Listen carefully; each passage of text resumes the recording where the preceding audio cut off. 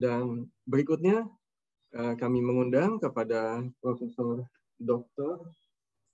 Hindra Irawan Satari, dokter, spesialis anak konsultan, Master in Pediatric Tropical Disease untuk membawakan topik tentang penatagunaan antimikroba pada pediatri. Sebelumnya saya akan bacakan kurikulum vitae dari Profesor Dr. Hindra Irawan Satari, spesialis anak konsultan, Master of Tropical Pediatric Diseases. Tempat bekerja adalah di Departemen Ilmu Kesehatan Anak, FKUI RSCM, dan beliau lulus dari dokter umum di FK Universitas Padjadjaran pada tahun 1981, dokter spesialis anak pada tahun 1992 dari FKUI, kemudian Master of Tropical Pediatrics, School of Tropical Medicine, Liverpool University, Inggris pada tahun 1995, kemudian konsultan penyakit infeksi dan pediatri tropis dari Kolegium Ikatan Dokter Anak Indonesia atau IDAI pada tahun 2002, dan dokter dalam bidang ilmu kedokteran FKUI pada tahun 2012. Saat ini beliau adalah Ketua Pokjanas PPI Kemenkes Republik Indonesia 2017 sampai dengan sekarang, Ketua Perkumpulan Pengendalian Infeksi atau INASIP dari tahun 2017 sampai dengan sekarang, Ketua Komnas PP KIPI Kemkes Republik Indonesia tahun 2015 sampai dengan sekarang. KIPI itu kejadian pasca imunisasi ya, kejadian ikutan pasca imunisasi. Kemudian anggota tim pakar Satgas Penanganan COVID-19 BNPB 2020 sampai sekarang. Kemudian juga anggota Satgas Advokasi Vaksinasi COVID-19 PBID tahun 2021 sampai dengan sekarang, dan anggota Komite Pencegahan dan Pengendalian Resistensi Antimikroba dari Kementerian Kesehatan Republik Indonesia tahun 2015 sampai dengan sekarang. Kepada Profesor Dr. Hindra Irawan Satari, spesialis anak konsultan Master in Tropical Pediatric, kami persilahkan. Terima kasih, Prof. Dr. Tonello, teman sejawat saya, sahabat saya di komite teman seperjuangan di komite PPI, komite PPRA RSCM. Ketemu lagi, salam keadaan sehat, dan saya ucapkan terima kasih kepada IPDS Paktin, Prof. Aryati, rekan saya juga, teman rapat, nanti malam juga mungkin saya rapatnya sama Prof. Aryati. Teman-teman sejawat yang saya hormati, saya termasuk korpus alienum nih, tapi mudah-mudahan saya bisa membawa sedikit asupan lah ya buat aplikasi di tempat pasienkes masing-masing, karena kebetulan saya dokter anak, jadi dipilihkan judulnya Penatagunaan Antimikroba pada Pediatri, yang sebetulnya secara umum tentunya tidak berbeda dengan pada dewasa. Baik, saya minta, akan saya sampaikan tentunya tentang pendahuluan, tentang penatagunaan antimikroba yang teman-teman juga sebetulnya sudah tahu, hanya reminding saja, bagaimana langkah implementasinya, terus khusus pada pediatri gimana, dan ini ilustrasi pelakuan di rumah sakit kami, diakhiri tentunya dengan kesimpulan. Terima kasih. Slide selanjutnya. Jadi untuk penatagunaan antimikroba mungkin oleh para pembicara terdahulu telah disampaikan. Saya yakin teman-teman tahu tentu harus ada dukungan dari kepemimpinan. Kalau pimpinan Pasienkes tidak mendukung, jangan harap akan berjalan program. Ya, tentunya harus ada SK, harus ada susunan tim, harus ada uraian tugas, ya. Dan tanpa anggaran juga ya pelan-pelan akan punah itu komite atau tim atau apapun namanya. Tapi menurut SK Menkes harusnya komite ya. Dan kemudian harus ada tim PGA-nya.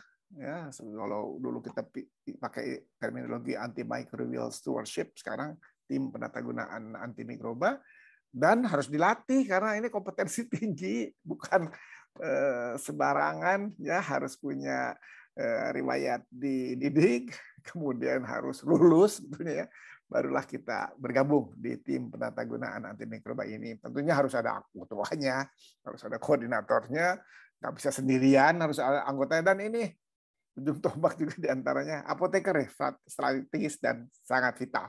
Saya kira nggak ada rumah sakit yang nggak ada apotekernya, pasti ada. Ya, kemudian program itu ya harus ada intervensinya. Tentunya program intervensi kalau ada masalah terlihat dari surveillance, dari audit. Kita adakan audit prospektif, kemudian kita umpan balik ke tiap-tiap departemen, unit, instalasi. Kalau bisa sih, apalagi kalau rumah sakitnya udah lebih dari 100 tempat tidur, apalagi rumah sakit yang 1000 tempat tidur, kalau nggak pakai komputer mah rada repot ya. Saat ini sebetulnya dengan komputerisasi sebetulnya jadi lebih ringan, lebih mudah, bahkan sebetulnya lebih murah ya. Dan tentunya ada panduan-panduan spesifik di rumah sakit kita yang berbeda dengan Fasiankes tempat rumah sakit yang teman sejawat lain.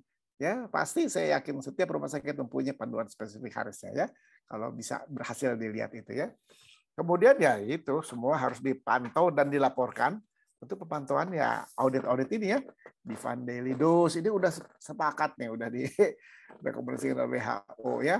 Terus pembelanjaan antibiotik bandingkan sebelum dan setelah intervensi. Kepatuhan para teman sejawat dalam menerapkan kesepakatan pedoman atau rekomendasi antibiotik yang sudah ditetapkan oleh pimpinan. Kemudian juga jangan lupa publikasi ya, bahwasanya benar itu angkanya. Tadi mungkin Dr. Ronald sudah menyampaikan publikasi. Kami RSM juga beberapa kali mempublikasi hasil intervensi penatagunaan antimikroba ini di rumah sakit kami. Ya, kemudian teman-teman harus tahu rumahnya sendiri ya. Jadi teman-teman harus dikasih umpan balik tuh. Jadi data tuh bukan hanya disimpan di dalam arsip untuk kemudian dibukukan, namun harus juga diberikan umpan balik kepada teman sejawat, berikan reward kepada teman-teman yang berhasil menurunkan angka resistensi, dan berikan tawaran untuk membantu pada departemen, institusi, instalasi yang perlu mendapat asistensi untuk membantu terjadinya resistensi antimikroba itu. Jadi tentu bukan antibiogram ya, nanti saya sekilas menyampaikan tentang pola resistensi yang ada di RSCM, dan nggak bisa jalan kalau nggak ada panduan juga. Harus ada panduan yang direvisi secara berkala, nggak bakal jadi abadi kayak kitab suci kan, tentu harus direvisi ya berdasarkan hasil evaluasi kita juga. Jadi pemantauan dan evaluasi itu merupakan suatu hal yang merupakan keterpaduan dalam satu program ya, dan semua bisa mengakses data kalau yang ideal mungkin ya. Jadi rumah sakit kita upayakan mempunyai health electronic record ya, sekarang udah waktunya deh. Nggak mungkin tuh nyimpen di arsip trainer ya bertumpuk-tumpuk ya. Nggak mungkin data laboratorium juga gimana, nggak bisa, kita tidak bisa menghindar dari sistem IT, dari sistem komunikasi ya, dari sistem elektronik ya. Jadi sehingga supaya cepat dan selektif ya. Dan saya ingatkan pada teman-teman sejawat yang hadir, terima kasih sudah hadir sih mendengarkan atau nanti kita berdiskusi, coba selenggarakan pelatihan di rumah sakit ya, di tempat Fasiankes teman, sehingga semuanya ngerasa bahwa ini masalah. Ini kan tadi mungkin ada yang menyampaikan bukan hanya masalah kesehatan aja, masalah peternakan, masalah perkebunan, masalah lingkungan. Ini antimikroba itu serius ya, kalau nggak kita serius ini bencana bagi dunia ya. Jadi kita wajib edukasi, melatih teman-teman kita di Fasiankes kita, berikan sertifikasi sesuai dengan peraturan ya. Tentunya mereka harus mempunyai persyaratan tertentu ya, berapa jam pendidikannya, siapa yang mendidiknya, sehingga ada pretest, ada posttest, sehingga semua yang ikut tentunya diberikan reward, penghargaan bahwa telah mengikuti pelatihan. Slide berikutnya. Ini semua dari WHO ya, panduannya dari WHO. Sekarang gimana langkah implementasinya menurut WHO juga sih? Slide berikutnya. Slide berikutnya. Ya, teman-teman, jadi yang penting tuh tahu masalah di Fasiankes kita. Ini harus kita lakukan risk assessment. Kita menganalisis situasi di rumah kita sendiri gitu, gimana di Fasiankes kita tuh. Nanti mikrobanya berkelebihan, pemborosan, atau malah udah bagus ternyata. Ya, dengan demikian kita setelah mendapatkan data, kita menganalisis, harus ada persetujuan dari pimpinan. Ya, Tujuan kita apa? Ya udah, ya cuma simpel aja, mengurangi resistensi antimikroba di pasien kita sehingga pasien itu selamat, ya kan? Sehingga pasien sembuh, puas, dan akan kembali lagi tentunya untuk kepentingan. Lalu kita pilih intervensi nih yang mau kita gunakan, apa sebelum otorisasi, sebelum diresepin atau post setelah peresepan. Silakan yang memungkinkan. Ya, mau coba-coba juga boleh sih. Ya, kita pilih intervensi yang paling sesuai dengan situasi yang kita temui pada waktu risk assessment dan dengan situasi rekan-rekan rumah sakit, ya, dan kesepakatan. Tentunya kalau bisa kesepakatan, jangan satu arah, ya, libatkan semuanya sehingga semuanya merasa bahwa ini program punya kita semua. Lalu tentuin ada penurunan pemakaian Falaspodin generasi keempat 25% dalam 6 bulan. Nah, kan terukur. Ya, nah, kalau berhasil, wah, bisa dicoba dong dengan yang lain. Kalau memang misalnya ada masalah, atau kalau gagal, apa nih kita evaluasi ya setelah 6 bulan atau setelah setahun juga ada apa-apa. Ya, jadi ada pemantauan, ada pelaporan sehingga teman-teman tahu ini ada program. Ya, kalau ada hasil kelihatan ya dari laporan. Jadi yang komponen intinya mesti komit semua. Mulai dari pimpinan sampai nakes, dokter, farmasi, apoteker, semuanya, laboratorium, ya. Kita komit, bisa terukur tadi ya kalau buat program apa-apa aja yang menjadi tujuan, berapa lama, penanggung jawab, anggaran, jangan lupa. Ya, apoteker diharapkan jadi bukan leader ya, jadi motor ya, yang bisa memberi jiwa kepada si program ini sehingga bisa berjalan. Ya, kita tentukan intervensi, kesepakatan apa yang mau dipakai, dan pantau setelah 6 bulan sampai setahun, laporin berhasil atau gagal, ya, sambil ngedidik dan ngelatih. Ya, ini langkah yang teman-teman harus lakukan nanti setelah selesai sekarang ya. Kalau sudah ada, udah lengkap ya alhamdulillah. Kalau belum lengkap ya bikin lagi tahun ini. Harus dibikin setahun sekali. Kalau kita di RSMC bikin setahun sekali. Bahkan kita bikinnya 2 kali ya, karena kita ada PPDS. Ada yang mutasi, ada yang pensiun, ada yang pindah, ada yang wafat, dan sebagainya. Slide berikutnya. Jadi udah tidak terbantahkan lah penatagunaan antimikroba. Ya khususnya ini karena topik saya kebetulan dipilihkan pediatri, ada dampaknya dalam mengurangi penggunaan antibiotik standar termasuk empirik. Ya, ada dampaknya terhadap biaya kesehatan, turun pembelian antibiotik. Ya, dan juga kuman-kuman nih. Ya, ini ada di studi di Amerika seperti biasa lah. Mereka memang surveillance-nya rajin, tertib, ya, analisis dengan tajam. Kemudian dipublikasi itu yang jadi kita bisa baca ya. Ini ada beberapa ratusan studi sih di Amerika, separuhnya, seperempatnya di Eropa, dan 17,7% di Asia. Dan ada yang dengan intervensi, ada yang tidak. Ya, ada yang di pediatrik dan ada yang di emergency department, ya. Kemudian mereka ada beberapa studi yang fokus kepada biaya. Dan kelihatan setelah intervensi penatagunaan antimikroba, langsung ada penurunan peresepan yang tidak appropriate. Jelas ya, ini dikerjain di 3 benua nih ya, ada angkanya. Jadi kalau masih ada yang ragu masih sih studi besar ini tidak bisa dipakai sebagai pegangan bahwa para teman sejawat tempat lain bisa kok. Dan mereka comply, mereka patuh terhadap implementasi penatagunaan antimikroba ini, dan jelas ada penurunan biaya pembelian obat. Ya, dan juga ada penurunan bakteri-bakteri yang resisten.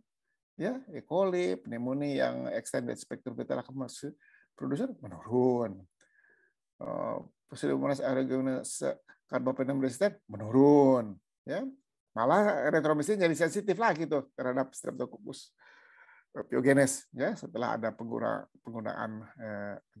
pengurangan penggunaan bakuran. Ya, jadi ini data berbicara ya, bukan hanya berdasarkan perkiraan. Nah, ini data ya menunjukkan dari berbagai tempat di dunia, di berbagai benua, bahwa memang ada manfaatnya. Slide berikutnya. Ini khususnya di pediatri. Ini ada lagi sama juga nih. Ya, jadi kesimpulannya hampir sama lah. Harus diimplementasikan di seluruh dunia, tentunya di Indonesia juga, ya, bukan hanya di Jakarta, seluruh Nusantara. Dan teman-teman tolong lakukan riset, ya, lalu publikasilah di mana atau presentasikan di kongres, ya, bahwa kita mendapatkan luaran klinik, ya, tadi kan itu ilustrasinya apa yang bisa dilaporkan, dan juga angka penurunan resistensi antimicroba. Mudah-mudahan teman-teman bisa lebih aktif lagi ya melakukan survei, terutama mungkin rumah sakit pendidikan, tapi tidak menutup rumah sakit swasta juga bisa. Dr. Rona juga tuh suka melakukan data dari rumah sakit swasta tempat beliau berdinas. Slide berikutnya.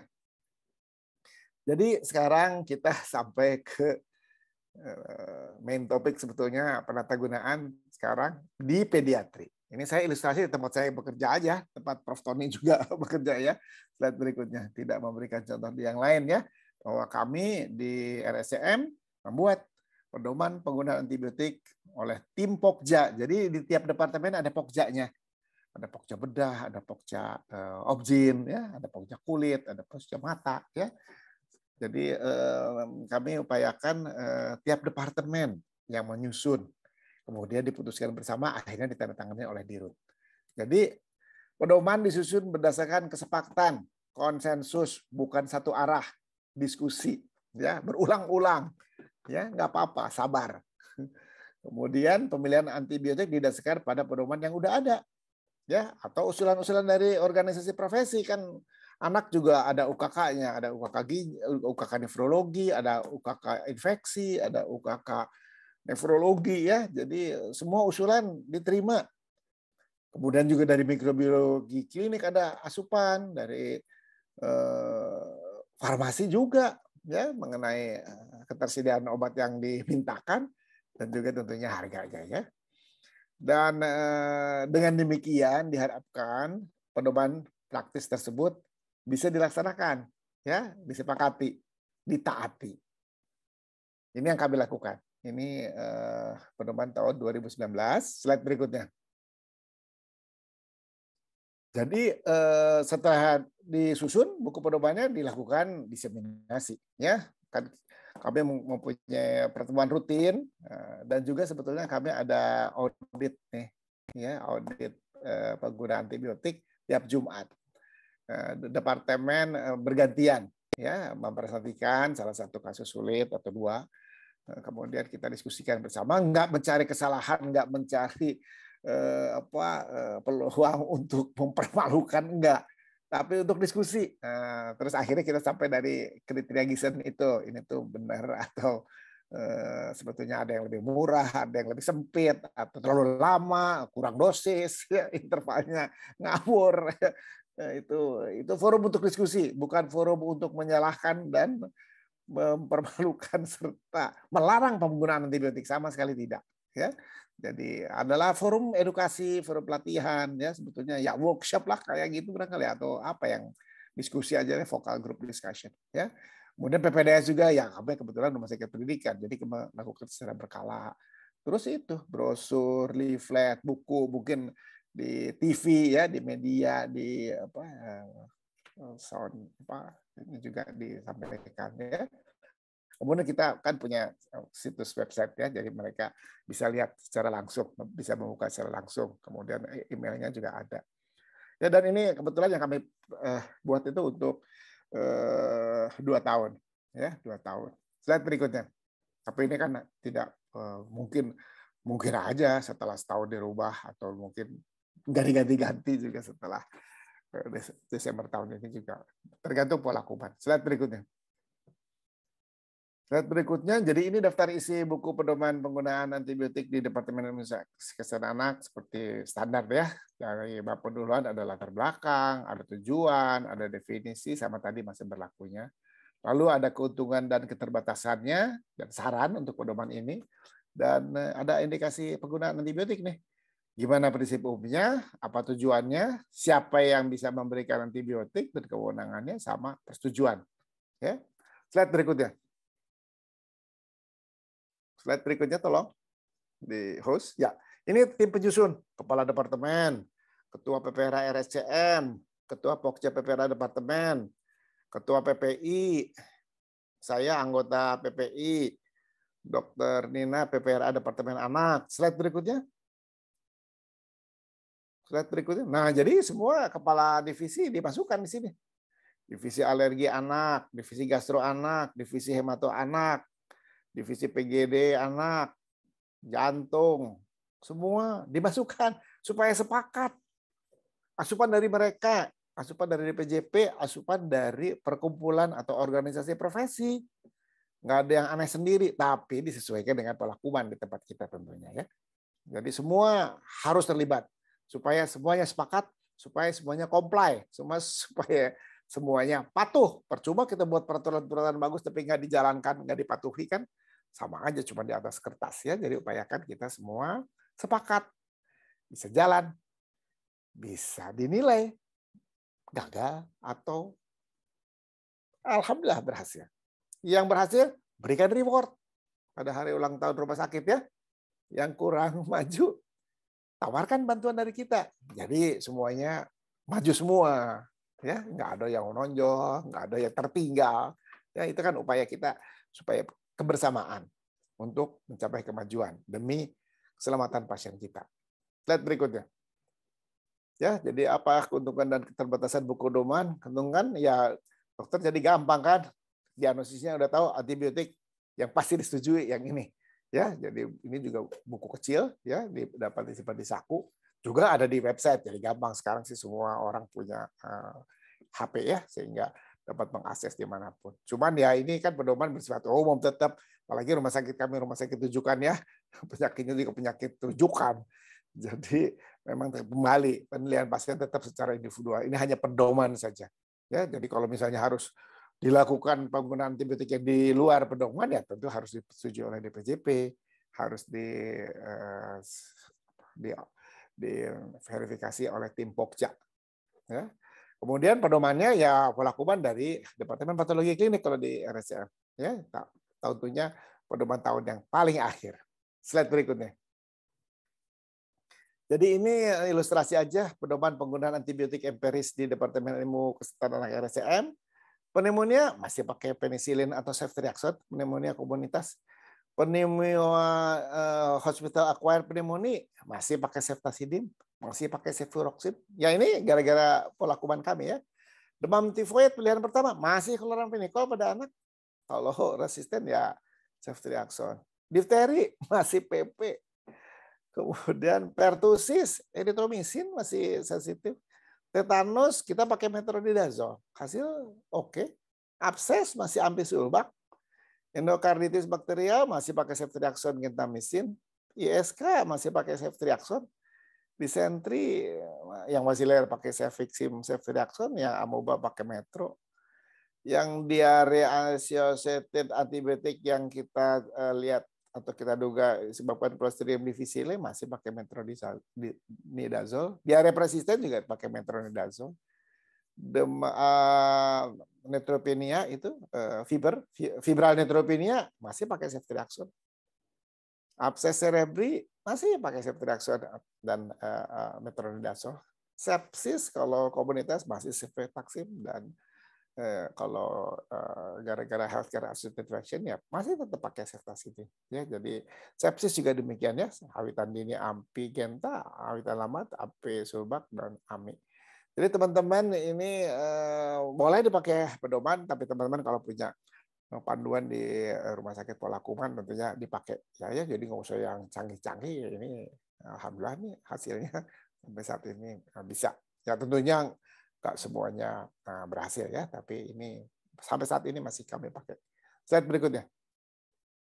Pola kuman ini hanya ilustrasi aja ya, pola kuman di RSCM. Slide berikutnya.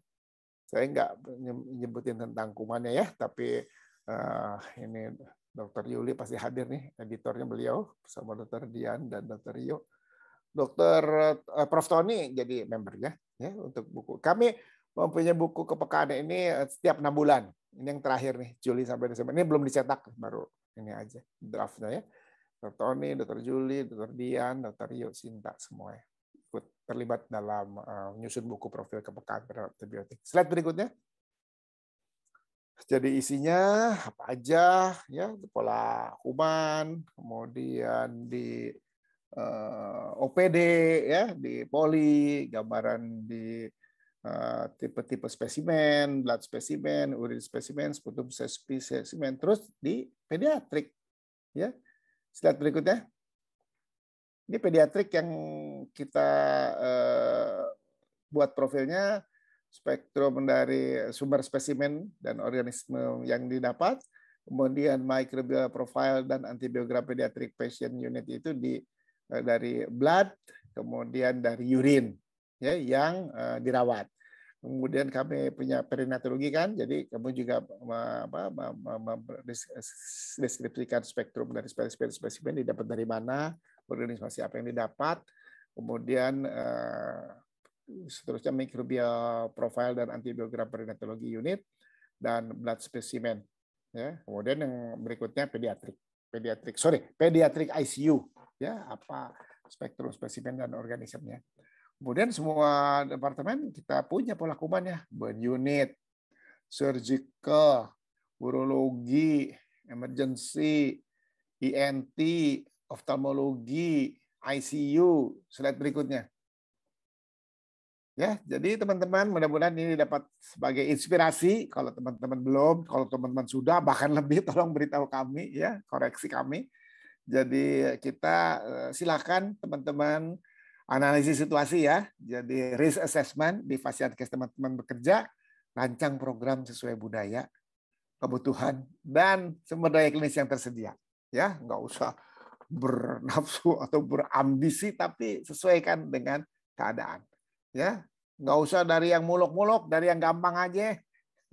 Kemudian jangan lupa ini nggak bisa terlepas dari program PPI, satu mata uang, dua sisi dari satu keping mata uang.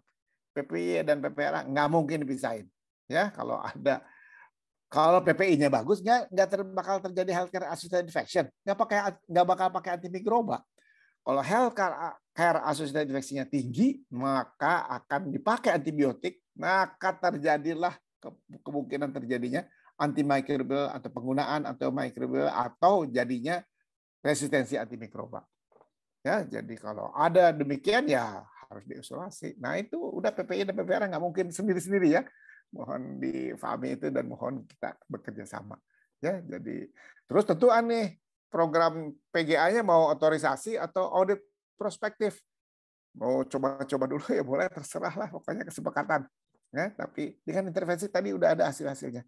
Ya, kita pantau penggunaan antibiotiknya, kita pantau penyalahgunaan bukan untuk menyalahkan, tapi menyadarkan, ya, sehingga akhirnya paham, jadi nggak ngotot, karena keadaan di rumah sakit kita demikian. Dan itu didapat dengan umpan balik berkala, ya. Jadi bukan data buat kita simpan di arsip, tapi kita sampaikan kepada teman-teman semua.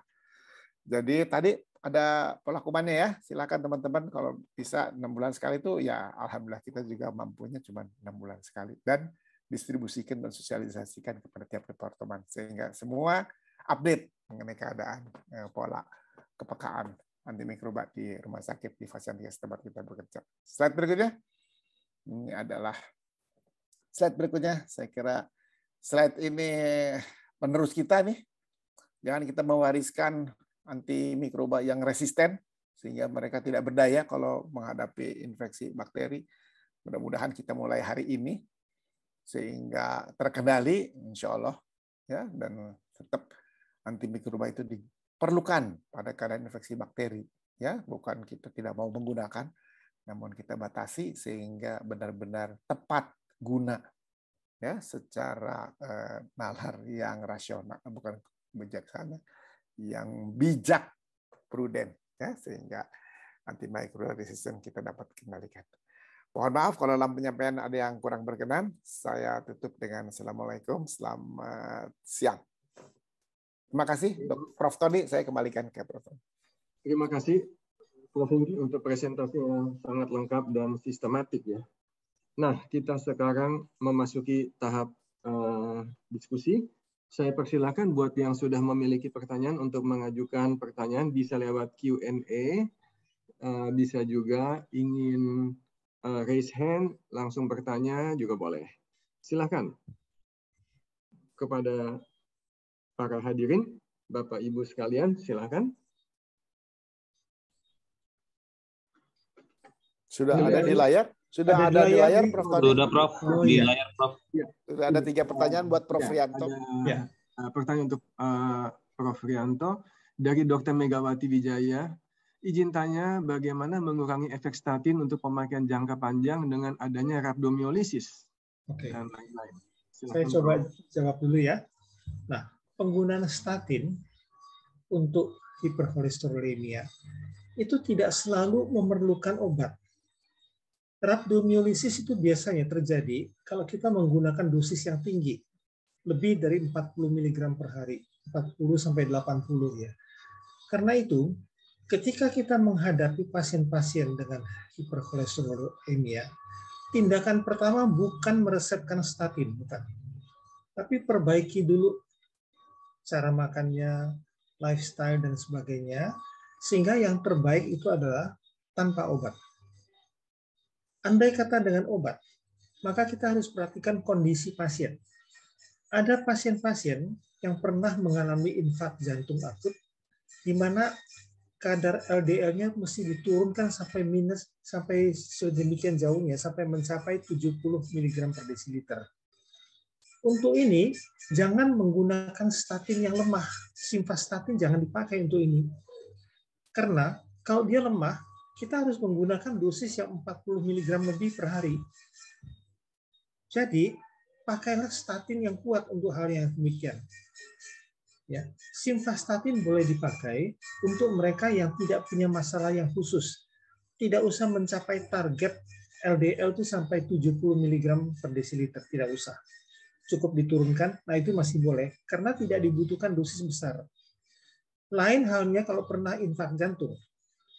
Ceritanya bisa lain. Karena itu harus ada kebijakan statin yang mana yang dipilih. Ya, untuk yang harus mencapai target seperti itu, barulah kita pakai rosuvastatin atau atorvastatin. Demikian juga jangan terbalik.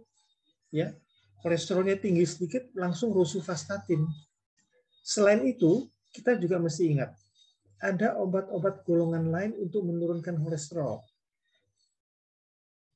yang non statin, ya, ezetimibe misalnya termasuk obat yang tidak tergolong dalam kelompok statin itu, ya. Tapi pada dasarnya adalah hindarkan penggunaan statin yang lebih dari 40 mg per hari, dan hati-hati kalau kita terpaksa sampai mengkombinasikannya dengan obat-obat yang meningkatkan kadar statin itu.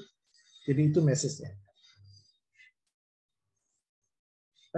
Kemudian terima kasih, Prof. Ya. Tadi ada pertanyaan lagi, Prof. Oh ya, tolong bisa dibacakan. Tolong ditampilkan lagi. Mohon ditampilkan kembali tadi yang ada slide yang berisi pertanyaan.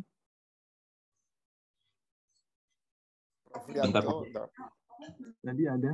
Sudah. Ya. Oh iya, iya. Yang kedua, dari Dr. Putri Ugrasena, kiat-kiat apa yang harus kita perhatikan dalam memberikan terapi kombinasi antibiotik pada pasien infeksi berat dengan multi-drug resistant microorganisms-nya?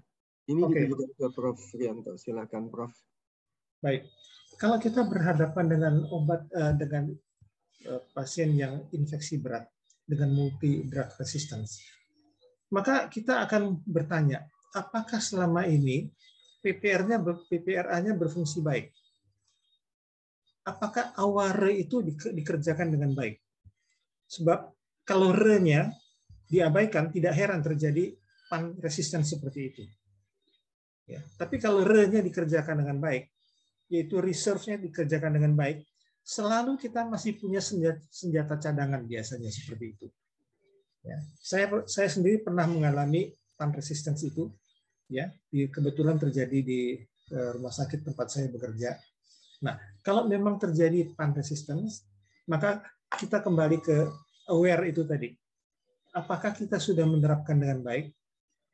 Ya, jangan-jangan terlalu longgar. Kalau terlalu longgar, tidak heran pan resistance itu terjadi. Ya, seperti kita ketahui, apa yang dikatakan oleh Prof. Hingki tadi benar sekali. makin kita obrol, makin besar terjadi kans dapat kuman-kuman yang MDR tadi. Jadi kalau itu sampai terjadi, maka yang pertama-tama kita lihat kembali adalah adakah defisiensi ketika menerapkannya. Kecuali kalau pasien itu kiriman dari rumah sakit lain. Dia datang sudah dengan kuman yang multi drug resistant. Karena itu, kalau kita bicara mengenai cara membendung penyebaran resistensi, kalau kita kerjakan cuma sporadik ya di rumah sakit A, di rumah sakit C, di rumah sakit F, yang lain-lainnya tidak, maka masalahnya itu tidak banyak berubah. Dari tahun ke tahun kita jalan di tempat. Ya. Ini mesti ada sesuatu seperti orang main sirkus gitu ya. Jadi mesti ada keseragaman untuk bertindak ya.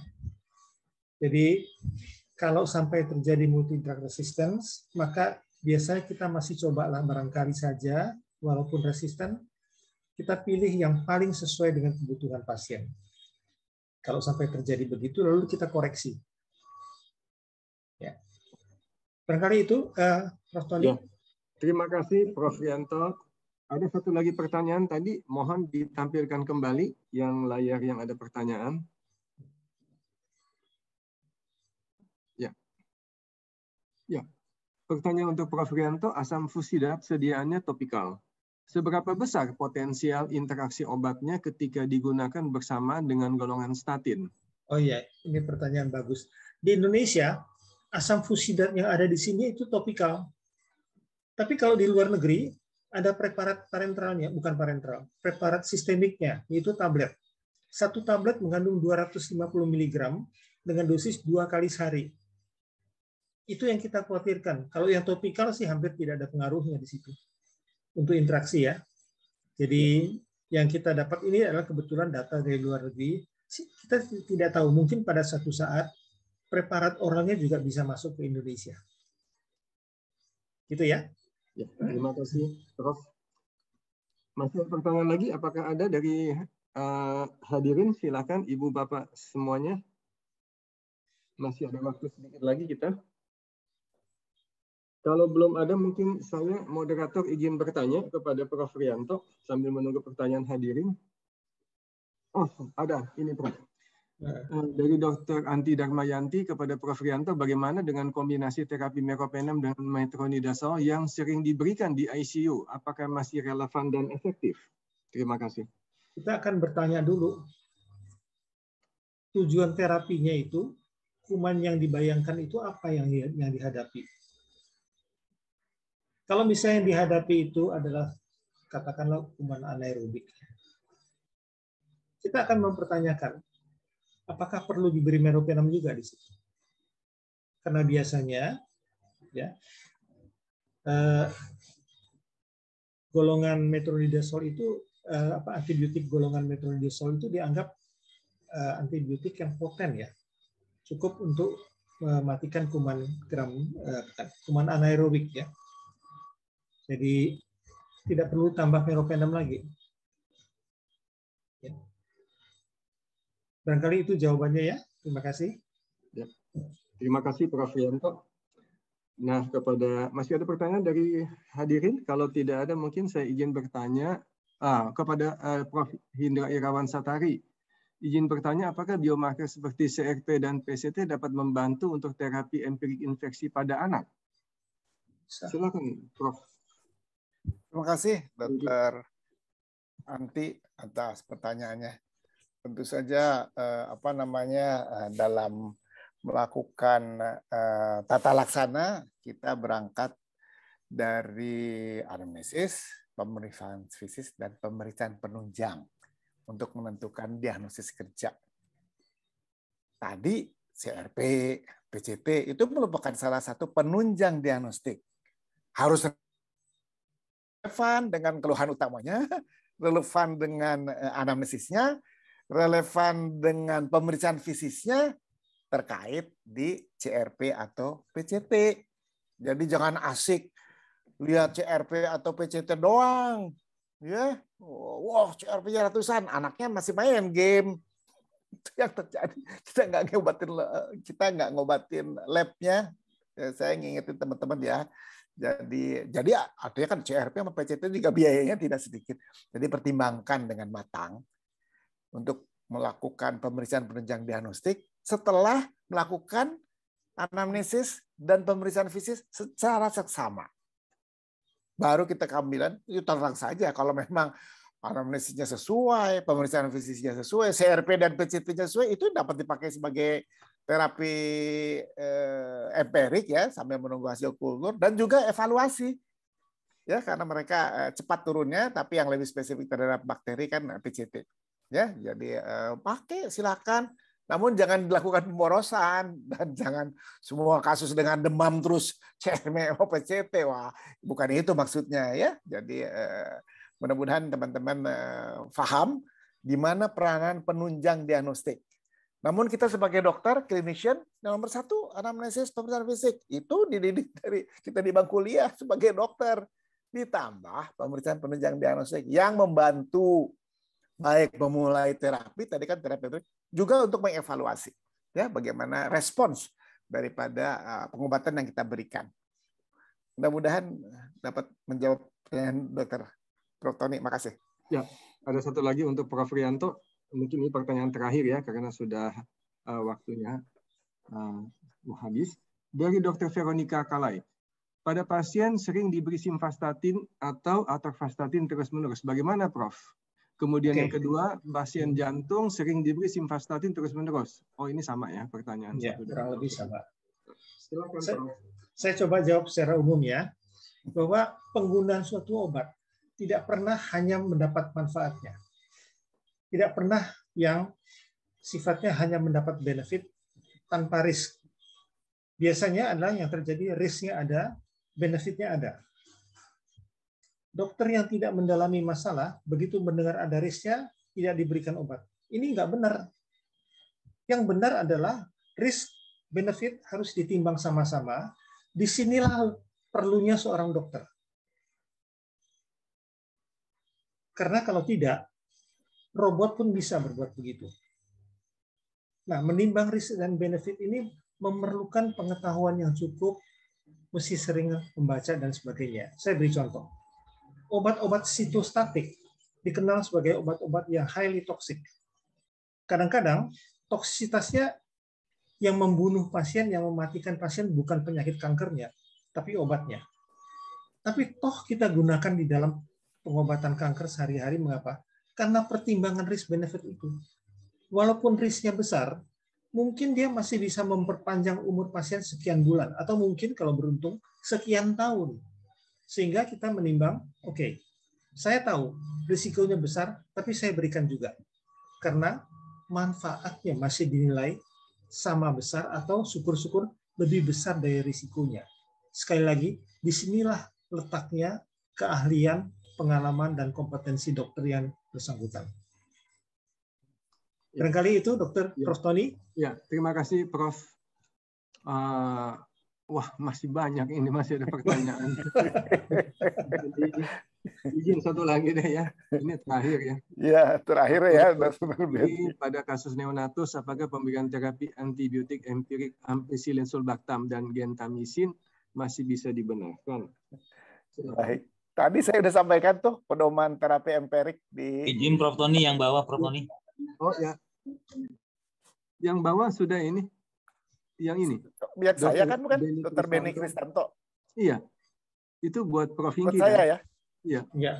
Nah, jadi tadi Dr. Benny yang terhormat, saya telah sampaikan pedoman terapi antibiotik empiris di Departemen Anak FK UI, RSCM, termasuk untuk neonatus. Dan termasuk antibiotik empiris tadi ya. Jadi benar bisa sampai saat ini kita masih pakai dan hasilnya masih memuaskan. Dan pola kuman juga menunjukkan demikian. Jadi teman-teman nggak usah langsung adaptasi sepenuhnya. Silakan lihat pola kuman yang ada di teman-teman ya. Atau paling nggak pola kuman rumah sakit yang setara. Nah, jangan dengan rumah sakit yang berbeda kelas atau bukan membeda-bedakan, tapi memang supaya pola kumannya serupa ya. Jadi nggak mungkin nggak sama-sama RSCM karena kami rumah sakit pusat rujukan. Dr. Benny, kalau misalnya di rumah sakit yang lain mungkin disetarakan atau diambil panduan dari rumah sakit yang setara. Ya, namun itu pedoman kami. Sekian, Dr. Tony, makasih. Terima kasih, Prof. Hingki. Jadi saya rangkum untuk sesi yang terakhir ini dari Prof. Hindra Irawan dari Prof. Rianto Setiabudi mengemukakan bahwa penting sebagai dokter kita membedakan apakah gejala yang timbul itu adalah merupakan efek akibat interaksi obat dengan antimikroba ataukah merupakan bagian daripada penyakit pasien. Nah, ini juga penting ya. Kemudian Prof. Rianto menekankan bahwa kompleksitas interaksi obat itu sangat luas. Kita perlu mengetahui apa-apa saja obat-obat yang bisa berinteraksi, antara lain adalah hati-hati penggunaan macrolide, kemudian quinolone, kemudian juga dengan fluconazole dengan statin, fluconazole dengan statin, macrolide dengan statin yang bisa meningkatkan risiko terjadinya miopati, karena kalau terjadi miopati dan rhabdomyolisis itu akan dikeluarkan hemoglobin bebas atau mioglobin bebas dalam darah, dan itu sangat toksis terhadap sel tubuh ginjal dan dapat terjadi acute kidney injury atau AKI ya, dulu namanya acute tubular atau acute renal failure ya.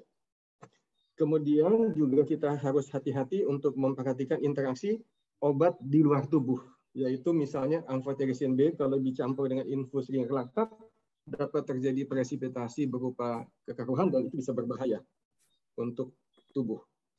Berikutnya dari Profesor Hindra Irawan Satari mengemukakan bahwa untuk berhasilnya PPRA, maka pertama diperlukan dukungan dari pimpinan rumah sakit, sangat penting.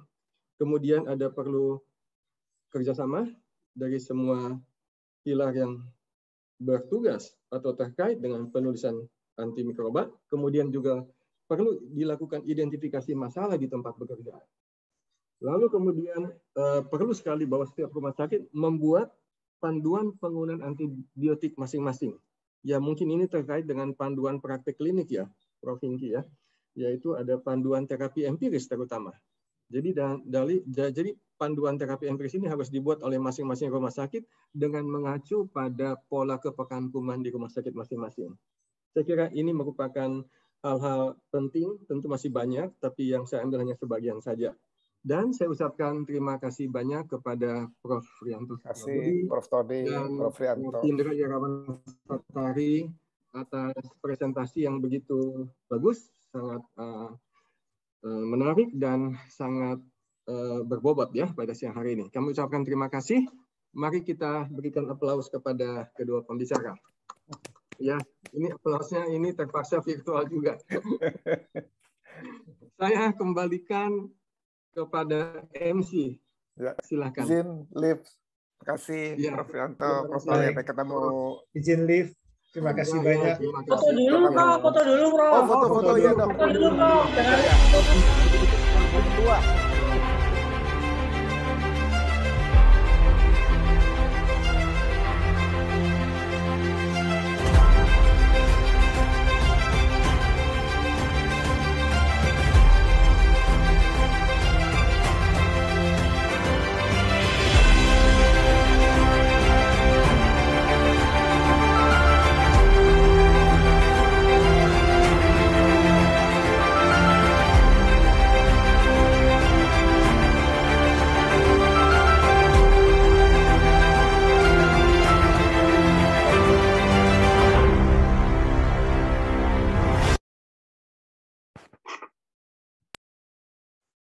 Terima kasih kepada Profesor Dr. Tony Lohod, DMM SPPK Konsultan, yang telah memandu jalannya pemaparan materi dan diskusi simposium sesi 4 kali ini. Memasuki sesi foto bersama, dimohon kepada pembicara, moderator, dan panitia yang terlibat agar dapat mengaktifkan kamera.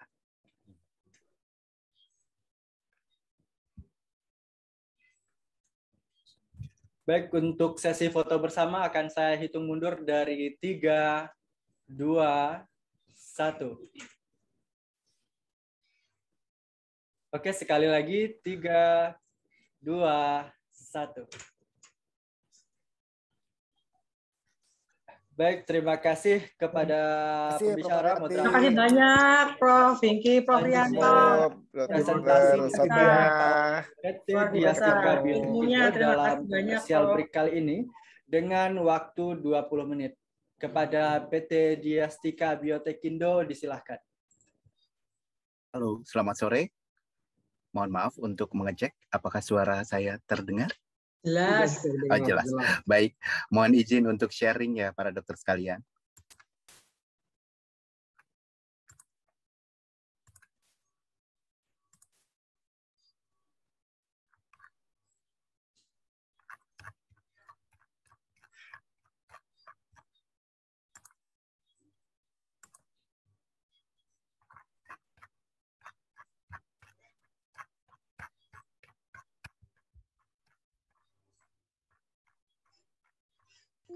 Ya, sudah terlihat slide saya, Dok? Ya. Ya, baik. Ya, Assalamualaikum warahmatullahi wabarakatuh. Selamat siang, salam sejahtera untuk kita semuanya. Senang rasanya hari ini kami PT Diastika Biotekindo diberi kesempatan untuk hadir dan mengisi acara pada hari ini, yaitu hari kedua di acara WAAW, World Antimicrobial Awareness Week 2021. Sebelumnya, perkenalkan, nama saya Roni Rosiana, mewakili PT Diastika Biotekindo, yang pada kesempatan hari ini akan memaparkan sedikit tentang alat untuk mendeteksi syndromic testing, yaitu dari Qiagen dengan merek Qiastat TX10. Dan kami membawakan temanya adalah Syndromic Testing for a Better Patient Management. Ya, seperti kita ketahui bersama, pasien dengan infeksi pada umumnya mempunyai gejala yang kurang lebih sama, yaitu adanya demam, batuk, muntah, nyeri, abdomen, mialgia, dan sakit kepala. Nah, yang menjadi tantangan di kita semuanya bahwa laboratorium masih bersifat konvensional. Nah, dengan konvensional tersebut, sehingga klinisi tidak dapat menyebutkan atau mengorder pemeriksaan mikroorganisme atau patogen untuk penyebab penyakit infeksi tersebut.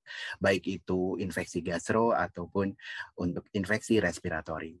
Nah, tetapi para klinisi tentunya sangat amat menginginkan bahwa laboratorium dapat mendeteksi atau memeriksakan semua patogen yang ada di dalam bahan yang sudah dikirim ke dalam laboratorium tersebut. Nah, dengan metode yang konvensional yang sekarang ini memang agak sulit karena TAT yang panjang, pengerjaan yang kompleks, biaya yang tidak sedikit, dan jika patogen ini akan dicari semuanya, tentunya keterbatasan akan adanya budget dan sulitnya patogen tersebut tumbuh di media-media tertentu. Dan tentunya dengan sifat yang konvensional, terakhir sering ada isu kontaminasi. Nah, berikut adalah pemaparan tentang pemeriksaan laboratorium apa saja yang dilakukan di laboratorium yang saat ini dilakukan, yaitu tentunya adalah kultur, ada antigen, dan tentunya yang sekarang yang beredar banyaknya PCR. Nah, ini beberapa metode-metode pemeriksaan untuk jenis-jenis patogen penyebab infeksi. Nah, semuanya memiliki kelebihan dan kekurangan tersendiri untuk pemeriksaan-pemeriksaan tersebut. Oke, kita masuk ke dalam masa pandemik ini. Dalam masa pandemik ini, yang terjadi tantangannya adalah tentunya adalah koinfeksi with other virus atau bakteri dalam mendeteksi COVID-19, dan kedua adalah tentunya adalah penggunaan antibiotik. Mungkin saya akan membahas atau men-sharingkan sedikit tentang beberapa literatur atau beberapa jurnal.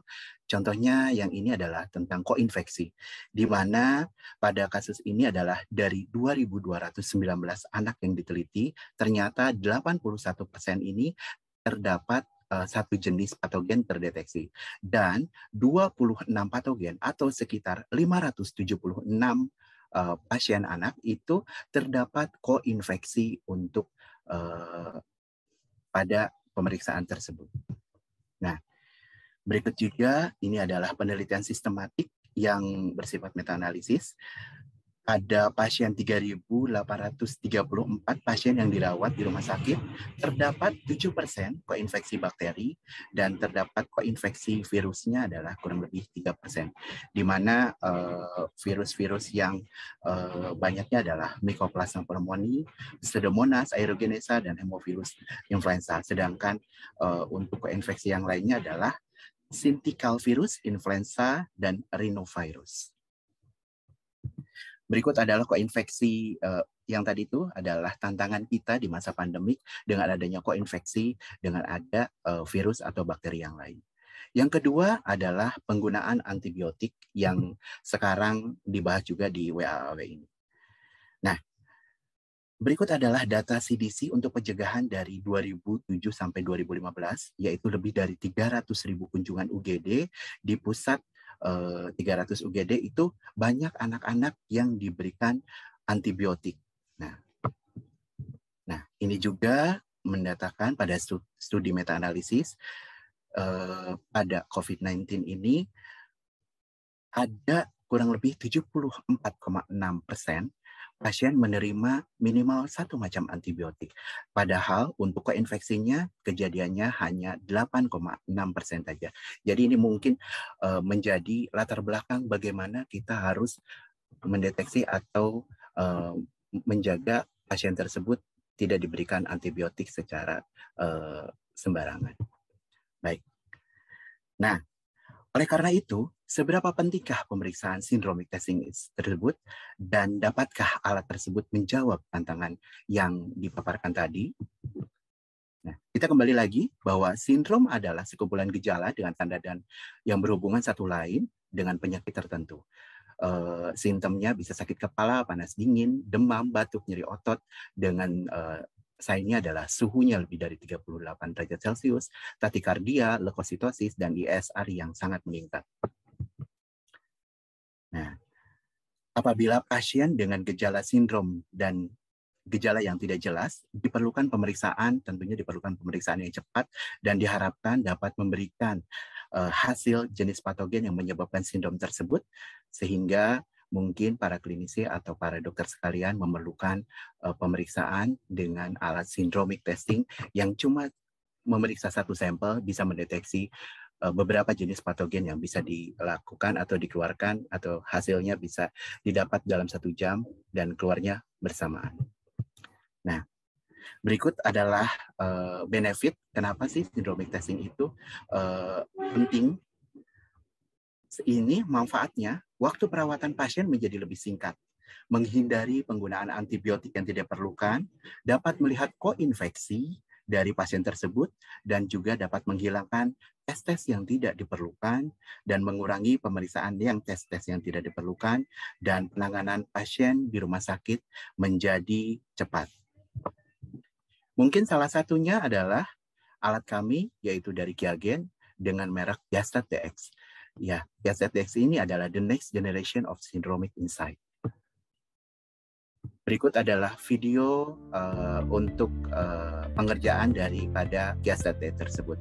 Remove the QIAstat DX respiratory panel cartridge from the package and position it so that the barcode on the label faces you.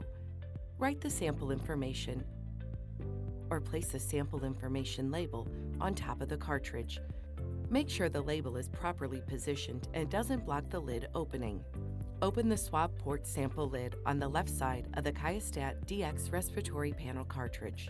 Insert the swab into the QIAstat DX respiratory panel cartridge until the breakpoint is aligned with the access opening. The swab will go in no further. Break the swab shaft at the breakpoint, leaving the rest of the swab in the QIAstat DX respiratory panel cartridge. Firmly close the sample lid of the swab port until it clicks. As an alternative to the direct swab sample, transport medium liquid samples can be used.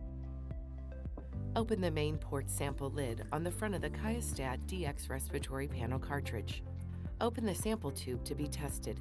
Use the supplied transfer pipette to draw a fluid to the third fill line, 300 microliters.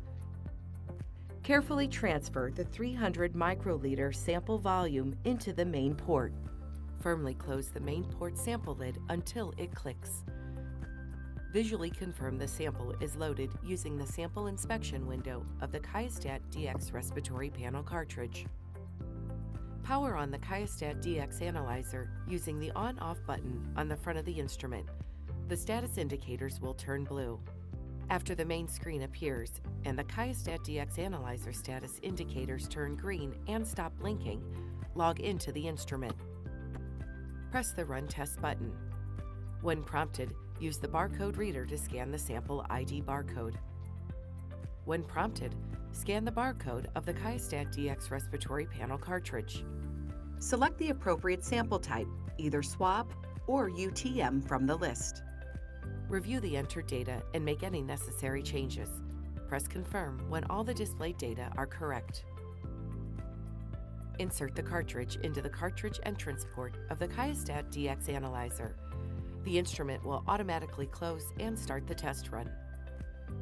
When the test run is completed, the eject screen will appear and one of the following test results will be displayed: test completed, test failed, or test canceled.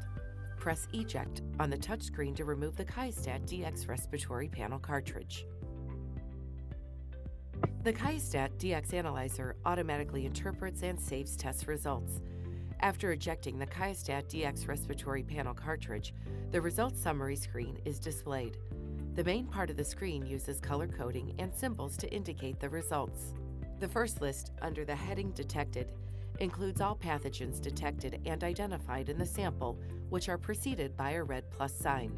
The second list, under the heading Equivocal, is not used.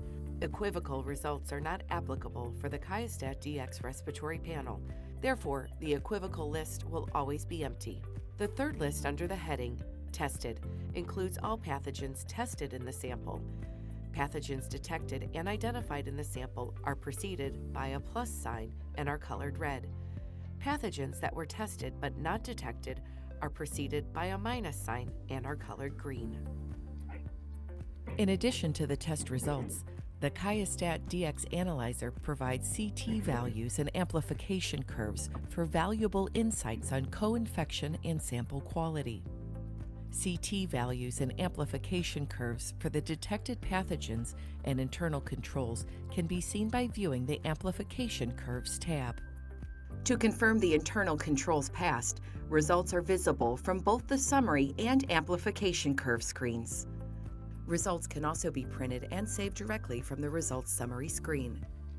If you have any questions or require assistance, QIAGEN Technical Service information is available. Ya, berikut mungkin yang tadi ditayangkan adalah video bagaimana cara mendeteksi atau memeriksakan dengan alat kami yaitu QIAstat Dx. Ya, bisa dilihat tadi tanpa ada pre-analitik sama sekali, jadi langsung kurang lebih 72 menit. Yang tadi itu adalah sistem respiratory panel, tapi dengan gastrointestinal dan meningitis juga sama seperti itu. Jadi menggunakan cartridge dan langsung 72 menit bisa keluar hasil kurang lebih untuk beberapa patogen secara sekaligus. Nah, secara singkat mungkin QIAstat Dx ini merupakan sistem RT-PCR yang cepat dan akurat dan tentunya tadinya adalah multiplex untuk beberapa jenis. Yang tersedia hari ini adalah syndromic testing panel respiratory, gastrointestinal, dan meningitis. Nah, tadi juga sudah dibahas tentang hasilnya. Hasilnya dapat berupa adanya kurva amplifikasi dan CT value dari masing-masing jenis patogen yang terdeteksi positif. Dan tentunya sudah IVD dan CIVD. Nah, penampakannya mungkin ada seperti ini. Jadi, untuk pengerjaannya ada OM, yaitu operasional modul, dan untuk analytical modulnya yang untuk memasukkan cartridge-nya itu adalah di analytical modul. Pengerjaannya, satu kali lagi, bahwa tidak ada pre-analitik dari mulai UTM atau yang pada respiratory panel, dan untuk pada gastrointestinal panel, kita pakai Gary Blair. Jadi, cuma 1, 2, 3, 4, untuk pengerjaannya dan ditunggu kurang lebih 70 menit sudah hasil keluar beserta kurva dan CT value tentunya untuk masing-masing patogen yang terdeteksi positif. Nah, ini yang sudah sudah ada panel-panelnya, ada panel respiratory panel yang sudah termasuk dalamnya adalah SARS-CoV-2 dan gastrointestinal panel dan meningitis. Ini beberapa virus-virus yang dapat dideteksi oleh panel respiratory panel. Ada 3 bakteri dan totalnya adalah 22 patogen, jadi sisanya adalah virus. Termasuk di dalamnya adalah SARS-CoV-19. Nah, untuk karakteristik performa dari SARS-CoV-nya itu lebih dari 95-98% untuk sensitivitas dan spesifisitasnya.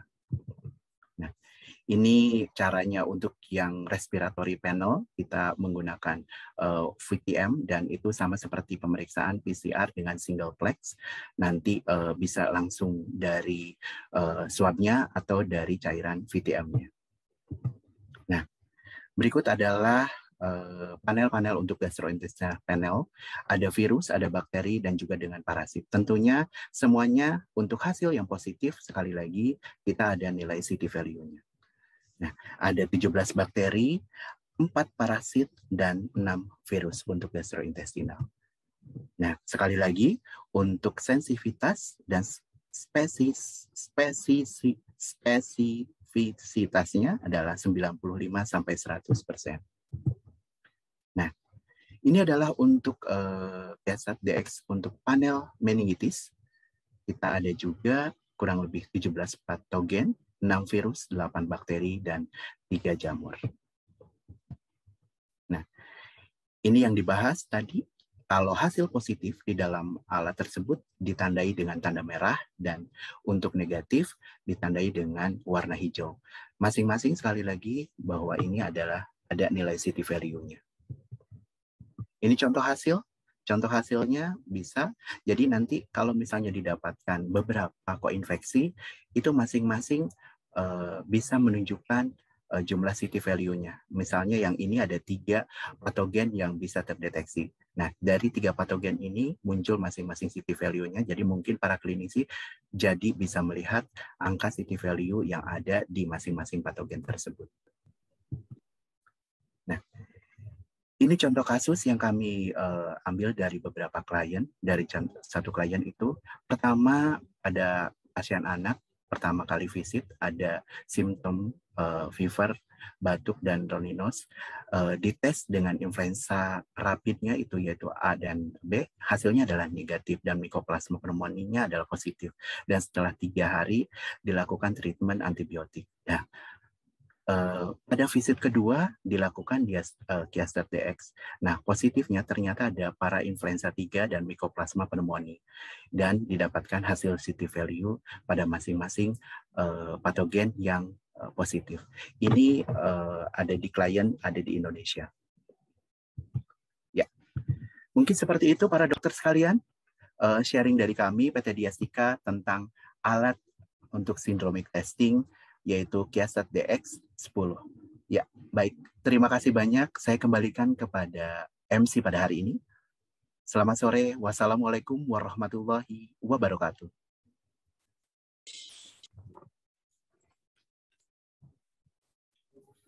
Terima kasih kami ucapkan kepada PT Diastika Biotekindo. Dengan berakhirnya presentasi dari PT Diastika Biotekindo, maka berakhir pula simposium sesi 4. Namun sebelum memasuki acara selanjutnya, yaitu peluncuran e-book, kita akan menyaksikan penayangan video company profile Thermo Scientific Indonesia.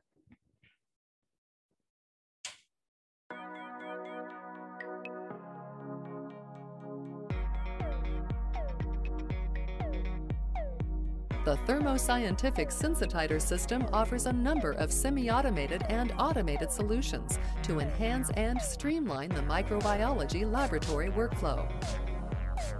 After gathering your supplies, select colonies to prepare a McFarland suspension. Vortex to mix the suspension. After creating a 0.5 McFarland suspension, measure its accuracy using the Thermo Scientific Sensitizer nephelometer. If your sample is in the red zone, the bacteria count is either too high or too low. If your sample is within the green zone, your suspension is equivalent to a 0.5 McFarland standard. For best results, daily calibration of your nephelometer is recommended. Next, transfer from the bacterial suspension to the appropriate medium in preparation for inoculation. Place a dose head on the tubed media and select a pattern for inoculation using the Thermo Scientific Sensitider AIM system to automatically inoculate your plate. After inoculation, seal, scan, and place your plate in the Aeris 2X automated reading and incubation system, or incubate offline. The Sensitider system offers both semi-automated and fully automated options for quickly and accurately reading your MIC plates. Enhance manual reading with the Thermo Scientific Sensitider Vision Digital MIC Viewing System, allowing users to visually read and record MIC results with customizable lighting options, touchscreen navigation, and the powerful SWIN software system. Or eliminate manual plate readings with the Thermo Scientific Sensitider OptiRead Automated Fluorometric Plate Reading System. OptiRead fluorescence technology provides fast, accurate plate reads for maximum consistency. For full automation, utilize the Aeris 2X system. The Aeris 2X incorporates OptiRead fluorescence technology along with automated plate incubation for the ultimate automated solution. All of our semi-automated and fully automated plate reading options utilize the powerful Thermo Scientific Sensitider SWIN software system. With SWIN software, you can easily consolidate your entire test program for robust reporting, with the added benefits of LIS connectivity and a fully customizable expert system. For more information on how the Sensitider system can enhance your laboratory workflow, contact Thermo Fisher Scientific at 800-871-8909 in the U.S. or internationally at 440-1256-841144.